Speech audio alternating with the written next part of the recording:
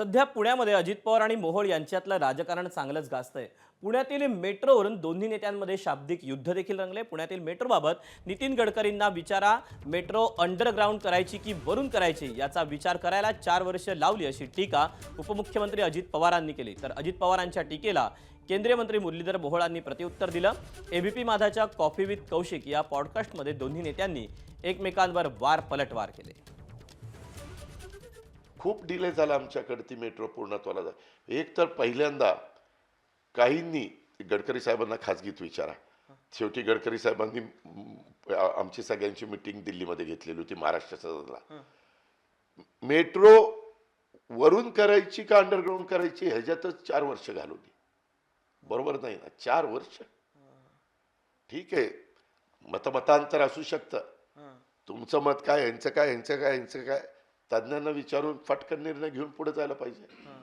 Metro कधी सुरुवात झाली, दिल्लीत मेट्रो कधी आली, गल्लीपासून दिल्ली तुम्हीच होतात, दिल्लीतली मेट्रो कधी आली, आज देशातल्या इतर प्रमुख शहरामध्ये मेट्रो कधी सुरू झाली, मोदीजी आल्यानंतरच पुण्यात मेट्रो आली, देवेंद्रजी मुख्यमंत्री झाल्यानंतरच पुण्यात मेट्रो आली। तुम्ही होतात ना, तुम्ही राज्यात होतात, महापालिकेत, केंद्रात, सगळीकडे तुम्हीच होतात, पण ते स्वप्न पुणेकरांचं पूर्ण झालं राज्यात आणि देशात आणि महापालिकेत सत्ता आल्यानंतर झालं।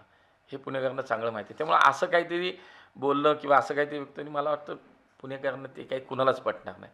त्यामुळे असं काही बोललं ते काही फरक पडत नाही।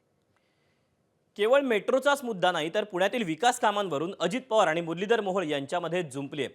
पुण्यातील वाहतूक समस्या, रस्त्यांची कामं यावरून अजित पवार यांनी भाजपवर निशाणा साधला, तर मुरलीधर मोहोळ यांनी अजित पवारांना प्रत्युत्तर दिलं। पाहूया।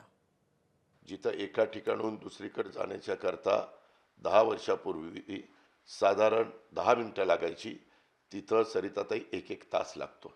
जर तो सकाळी बाहेर पडला तर 1.5 तास त्या जागेवर जायला आणि पुन्हा संध्याकाळी सुटल्यानंतर पण पिकावर असतं ना, 1.5 तास यायला, 3 तास त्याचे आयुष्यातले तिथं जातात म्हटल्यानंतर तो त्रासून नाही जाणार।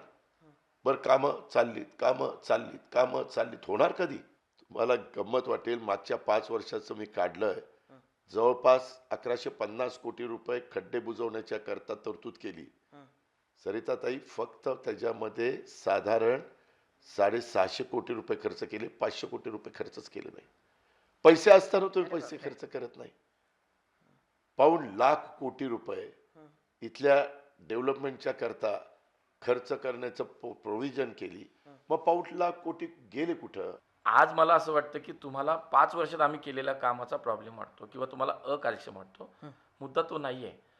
तुम्ही 15-20 वर्ष या पुण्याचे पालकमंत्री किंवा पुण्याचे तुम्ही कारभारी होतात, तुम्ही पुण्याच्या भविष्याचा विचार काहीच केला नाही। वाहतुकीचा प्रश्न कालच्या 2-4 वर्षात नाही झाला।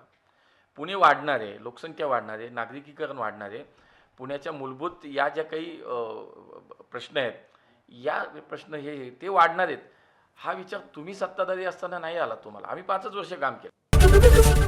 एबीपी माझा, उघडा डोळे बघा नीट।